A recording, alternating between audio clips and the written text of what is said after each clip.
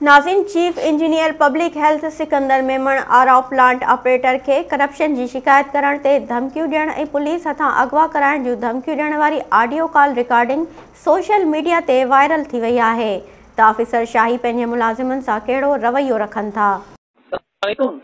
Hello sir, क्या हाल है बाबा? साईं करीब इरफान बजे सर। अरे तू एफआईआर कटी है जी, तुम्हें खबर है? सर मुझे कटी कितने सर मिठी थाने में एफआईआर तो कटी है, तो बदमाशी कही है, तमाम घणे किस्म की तो बदमाशी कही है, तो एफआईआर कटी है।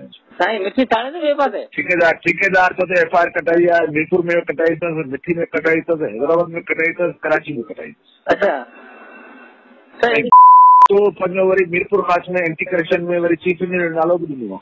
न सर वो तो मुझे केस आगे में हली वियो सर। ॾिसो आउं तोखे अहिड़ी हालत कंदुसि, तोखे उघाड़ो न करे न रमज़ान जे महीने में। अल्लाह अल्लाह पना दे मुझे फोन इन करे कया तो हालत अहिड़ी कंदुसि, आउं तोखे घर मां कढाए जी जी एसएसपी मीरपुर खास में मुंहिंजो भाणेजो अचे पियो, आउं तोखे तुझसां अहिड़ी हालत कराईंदुसि जो तूं यादि कंदुसि। जी जी सर इहो तोखे ॿुधाए थो छॾियां। सर ॾिसो नहीं तोखां डीपीए में खणाईंदुसि, तुंहिंजी फैमिली खे खणाईंदुसि। तूं वॾो क़िस्म जो माण्हू आहीं, आउं तोसां तुंहिंजो मक़सदु तुंहिंजी आउं तुंहिंजी ज़रूरत पूरी कंदो रहियो आहियां, ऐं तो वरी नालो मुंहिंजो ॾिनो आहे चीफ इंजीनियर। सर नालो तुंहिंजे तो ते सर इहो एंटी करे मुझे केस कराउं हले वियो।